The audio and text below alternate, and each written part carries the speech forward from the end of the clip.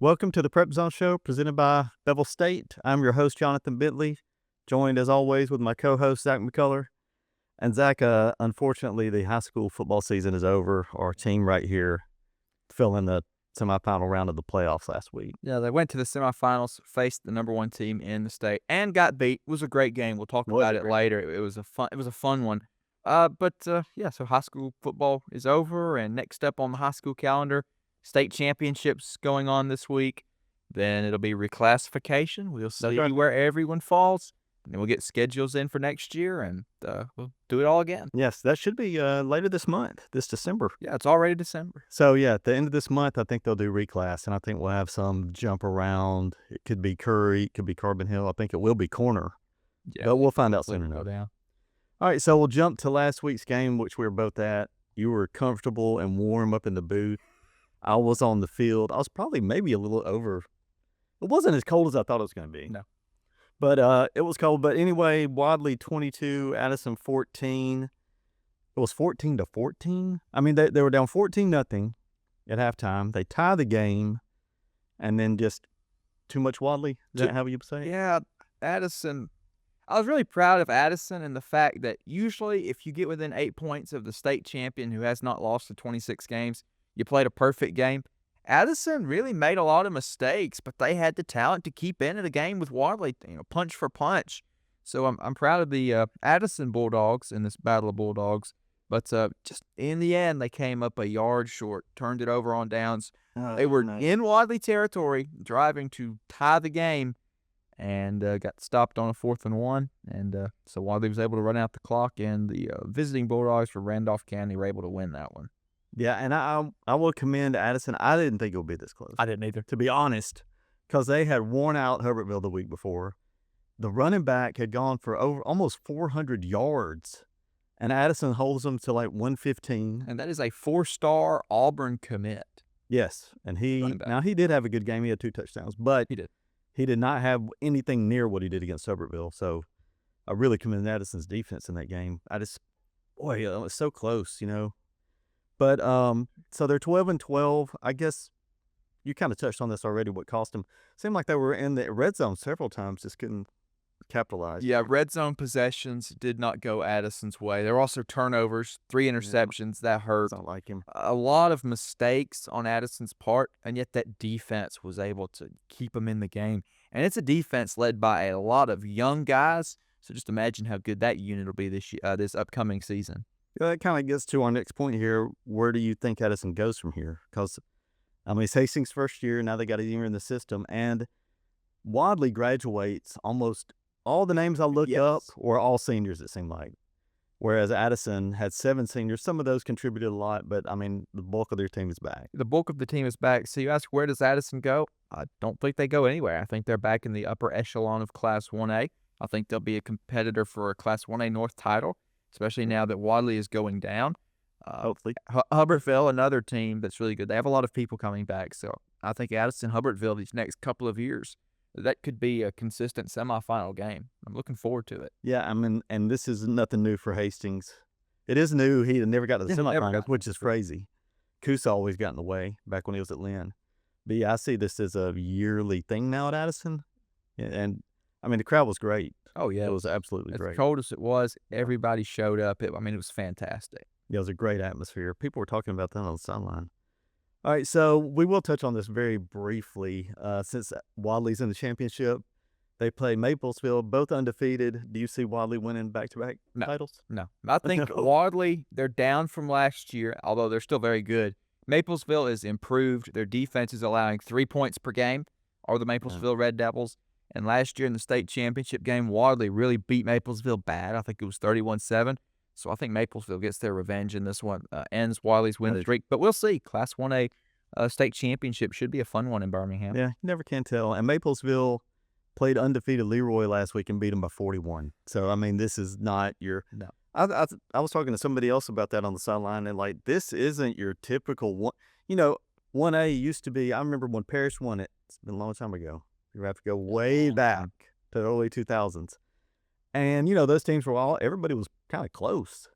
And this year, these Maplesville and Wadley, they aren't this isn't your normal 1A football. I mean, these teams are loaded. Dominated by the upper tier now. Yes. Yeah, exactly. All right, so that's it for high school, unfortunately. Yeah, it'd have been neat to play there, on Thursday. But we'll jump to the Iron Bowl, unfortunately, also.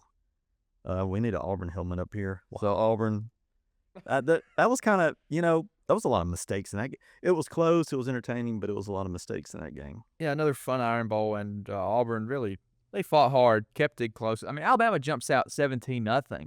I'm sitting there thinking, I was like, no, it can't be real. And it wasn't. Alabama ended up blowing that lead. The game was tied at 20, and then Alabama embarked on a long touchdown drive. And it was Kalen DeBoer's decision. It's 4th and 2 at the Auburn 6, 3 minutes to go, tie ball game. Do you kick a chip shot field goal? Nope, you go for it, and he got it. And you could tell on the sideline afterward, he wasn't so much celebrating as he was just exhaling because he knew if he missed it, he was in trouble. Say Alabama doesn't get that, and it goes to overtime or whatever in Alabama. I knew Auburn was going to lose because they don't win games like this. I think that 6 one-possession losses this year, all of them lost. So, but say they had lost that game, what would DeBoer's future have been? I mean, one play goes, one play, I mean, decides everything right there. It was a great play call. It was. And it was a good pass, too. Yeah, just run kind of a slants or spacings route in the end zone. It's really, if you're going to throw at the goal line, that's the kind of play to run where you've got guys running hooks, short slants, curls everywhere, really spread out the defense. And Ty Simpson threw a perfect pass. He really had a rough day. Barely 50% of his passes were completed. Wow. Only 122 yards, but no turnovers, 3 touchdowns. Really impressed with Simpson. Yeah, I mean, that was when it mattered. I mean, he had 3 touchdowns. Yeah. He didn't. I think he only threw for 122 yards, but it was clutch. Yeah, all of those touchdowns, by the way, to Isaiah Horton, the Miami transfer. Yes. Did Ryan Williams catch a pass? No. This is just bizarre. 3rd or 4th game of the year without a catch. Didn't need him. Didn't need him. Got it done. So they're in the SEC championship game. I guess we could touch on that briefly. Yeah, we'll talk about it more later, but we could talk about now playing Georgia. Yeah, I mean, so they've already. Well, let's go to let's talk Golish first. Okay. So Auburn. Yeah, go to Auburn. Get back to Auburn news. So Auburn Sunday hires Golish, Alex Golish. If you don't know, he's from South Florida, not Central. He was the offensive coordinator. He was there one year. Yes, he was also been at Tennessee, which I like that he has some SEC experience. But that was kind of name on the back burner. You heard it a little bit when the opening came open. It was mostly Sumrall, but Golish, do you like that move? I think it's a good move by Auburn. And if you're an Auburn fan that wants to run the ball, he might not be your guy. He loves an up-tempo, a lot of throwing the ball. He does his systems do run the ball. I'll say that he utilizes the run, but what he does not utilize is the play clock. It is quickly as you can, snap, snap, snap, try to wear down the defense, big plays. Looking at his system, he really needs mobile quarterbacks. So with Ashton Daniels coming back and then Deuce Knight there as a backup, he should have everything he needs for a really good offense at Auburn. Defense might be a little shaky. His defenses at South Florida were wildly inconsistent. They would have some games where they were locked down, like the time in 23 when they held Alabama to 17 points. They shut out Syracuse in their bowl game that year. But then it's also the same team that allowed 40-something points to Navy this year. So his defenses can be inconsistent. But all in all, I'd say probably a good hire, a young guy, offensive genius, probably the direction they needed to go after Hugh Freeze. Yeah, exactly. There's a little miles on to this with the offense and as speedy as he likes to go. But I think bringing back Durkin, speaking of defense, would be huge because, I mean, he was great until he got head coach. And then it's like a step backwards when he couldn't devote all his time to it. But yeah, he's back in his defensive coordinator. I think that's like that. I do like that because that retention, I know that's kind of overblown because everybody changes teams anyway these days. But yeah, it'd be nice to keep some of those guys. Sure. You got to keep some of them. Cam Coleman stays? I know he looked pretty distraught after fumbling away their chance to tie the Iron Bowl. Yeah, I mean, the one guy you really can't blame anything about would be Coleman for fumbling that ball. I mean, what are you going to do? Well, when you get hit by Bray Hubbard had a fantastic game with the forced fumble and then an interception earlier. Great play, really. Great play. Really, yeah. He got him. He knocked it out, and that was the game right there. But, yeah, you got to keep Coleman. Hopefully, I think Deuce Knight will start next year. Really? Over Daniels? I do. Golish loves young, athletic quarterbacks. That's Byron Brown. That's the only quarterback he had in his time at South Florida. Wow. Fast guy, good passer. Started him as a true freshman, and he did well. There has been talk of Brown coming if he can get an extra year. If he could. But I think I'd just stick with what we got.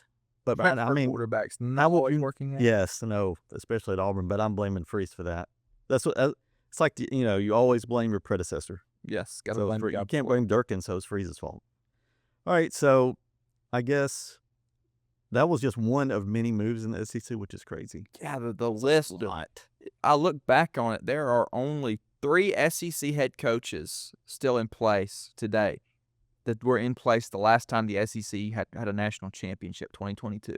Wow. 3 coaches still in place. Of course, Kirby Smart at Georgia, Eli Drinkwitz at Missouri, and Clark Lee at Vanderbilt. So Lee, I guess that was his first year there? Nope. Lee and Drinkwitz came in 2020. Oh, that's okay. And Kirby Smart took the Georgia job in 2016. Yes. Kirby Smart's the longest tenured SEC head coach. I didn't even put Stoops on this list, so Stoops has been good. Stoops got fired. And they have already named their replacement. Yeah, Will Stein, the Oregon offensive coordinator. 10 years ago, he was an assistant for a high school football team. Wow. Now he is the head coach at Kentucky. He can do that. I wonder if we're going to have any head coaches that we have on a take over a college program at some point. I mean, we have I can see that. Very smart coaches and very talented coaches, coaches with college experience. And then, of course, Ryan Silverfield goes to Arkansas. John Summerall goes to Florida. Mm-hmm. And the big news, Lane Kiffin decided to leave his team ahead of the playoffs and go to LSU. What do you think about Lane Kiffin? So you had to deal with him at Alabama. I never liked him because he was just always a jerk. And Nick Saban could be a jerk too, but there's difference when you're winning national championships and when you're just the offensive coordinator. Kiffin, he took the Florida Atlantic job in 2016, a couple of weeks before the playoffs started. Against Washington, this was an Alabama offense that was fantastic. Against Washington, Alabama won 24-7. Not an impressive game because Kiffin was not focusing at all on his offense. He was putting a staff together at Florida Atlantic, so Saban fired him right before the national championship. That's unbelievable. And you know who they put in his place? Sarkisian. Sarkisian got one game. It shows the depth of talent the Alabama coaching staff had in those days. Pretty good, right? So Kiffin, he always seemed like the kind of guy that would leave for another job ahead of big moments, and he did the same thing to Ole Miss. And I hate it for Ole Miss because it's the best season they've ever had, 11-1. They are almost guaranteed a spot in the college football playoff. And then for Kiffin to, during the season, a good season like that, field job interviews from a conference rival and then take the job. And I understand he wanted to coach the playoffs, but if you're Keith Carter, the Ole Miss athletic director, there's no way in this world in this spot that you put him in that you let him coach, because he's going to be around those players as the portal opens, and all he'll be doing is recruiting for LSU because he really has nothing to gain at Ole Miss and everything to gain by taking his Ole Miss talent with him to LSU. So I was not pleased with what Lane Kiffin did. I think he made a mistake. He's going to a pressure cooker situation. But I'll say this. I'm looking forward to the Ole Miss LSU game at Ole Miss.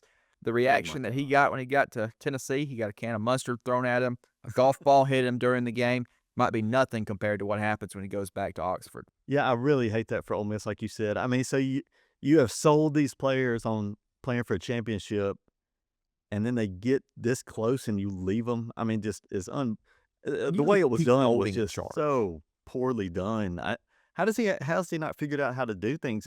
Because it always ends poorly. You'd think that he would have learned something, and he says he's a lot more mature than he used to be.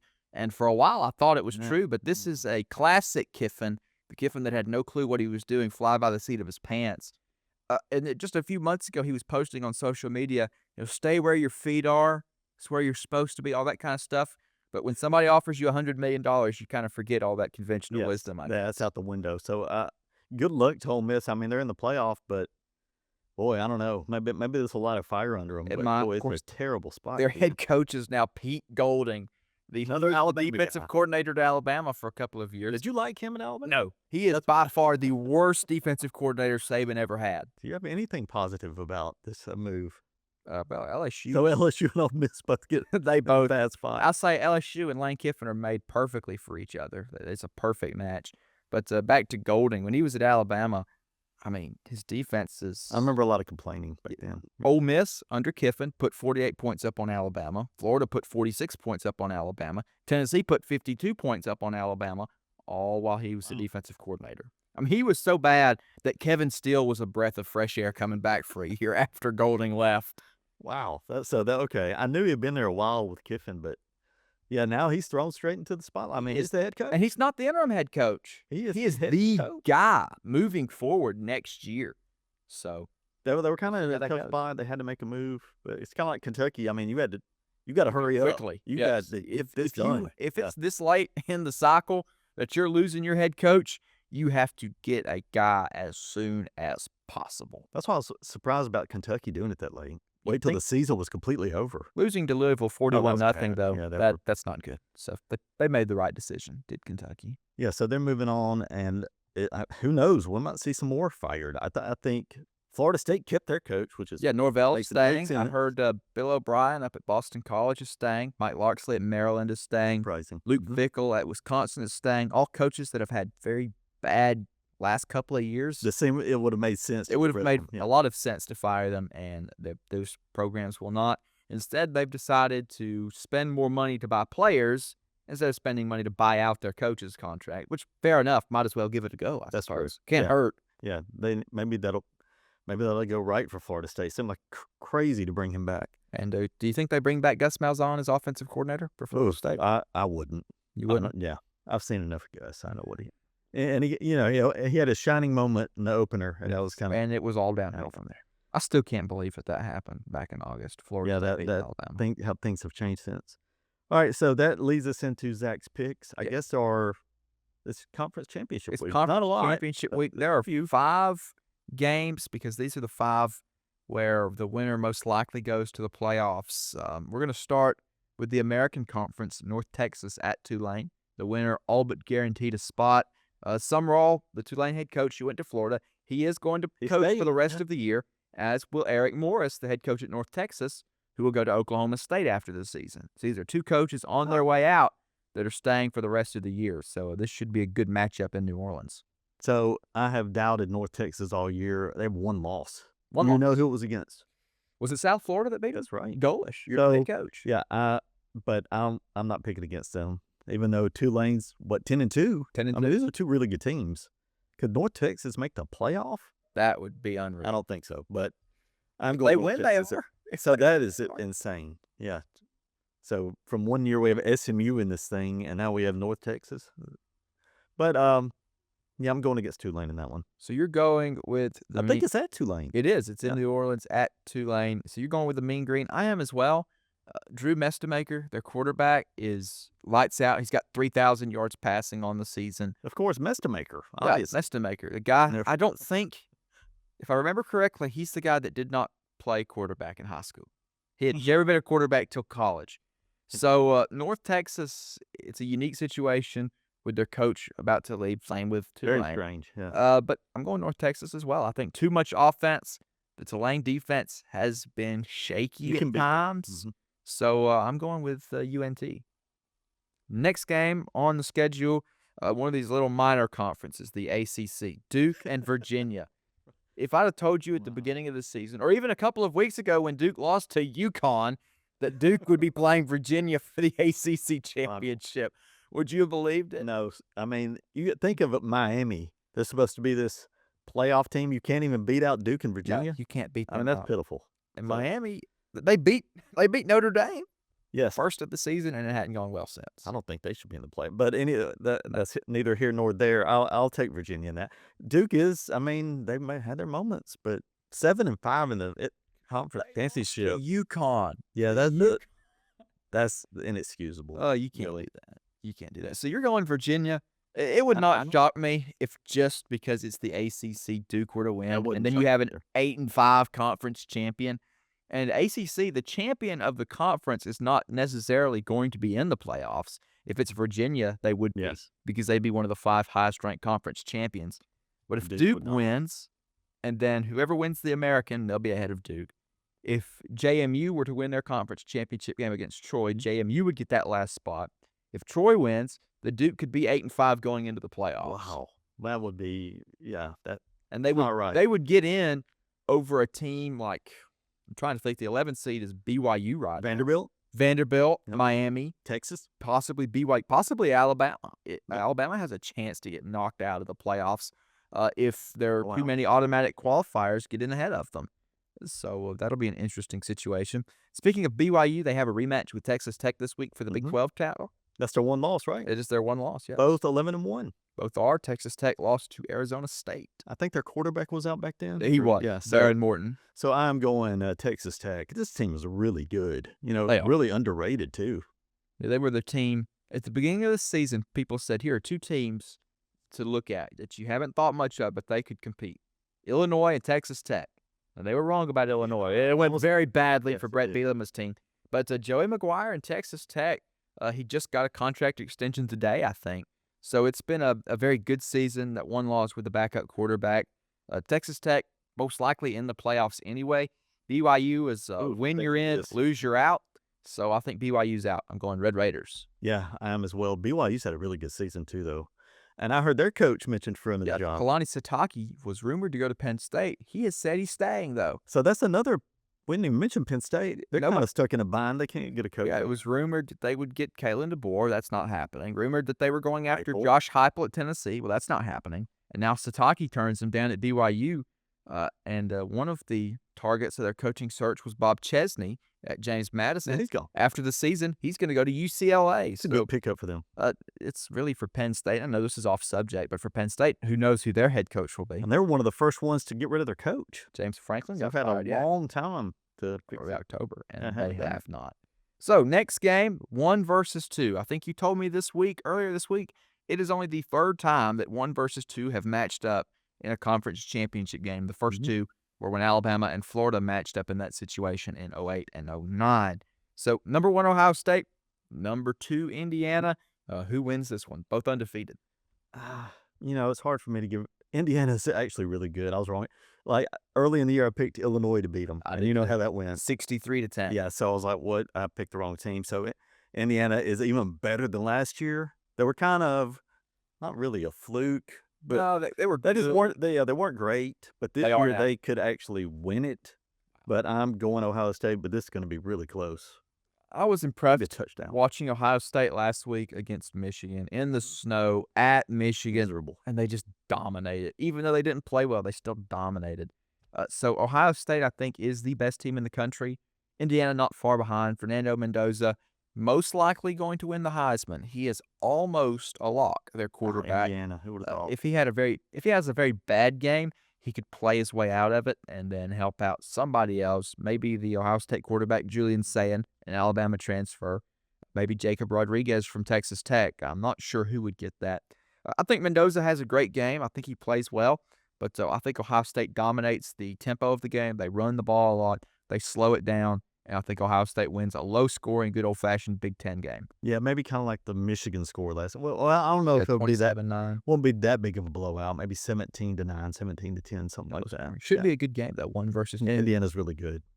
Don't overlook them. Last game, SEC championship. What else would it be? It's Georgia and Alabama. The rematch from earlier in the season, September 27th, when Alabama went to Georgia and won 24-21. Surprised a lot of people, myself included. Now Georgia gets another shot. It's been talked about.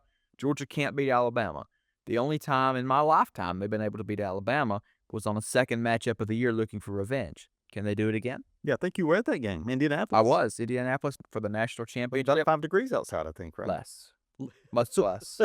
But, yeah, so Alabama has never lost to them in Atlanta? Time. Yeah, they never lost to them in Atlanta, which is hard to believe, but they've matched up for the conference championship game 2012, 2018, then 2021, and then 2023. So, wow. Alabama took every single one of those meetings. So, back to the Mercedes. So, Georgia played in that last week. So, they're back-to-back games. Mercedes-Benz. Georgia Tech sold their home game to play there, which, can you imagine if the Iron Bowl did They that? got a lot of money for it, though. They got a lot of money. Yeah.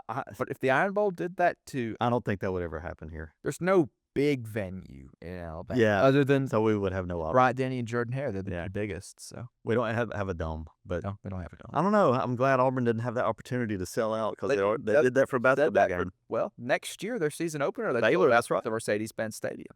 Yeah, that's a home game. So I can't believe Georgia did that in the rivalry game. Big rivalry game. Now you have half Georgia fans, or even more than that. More than half.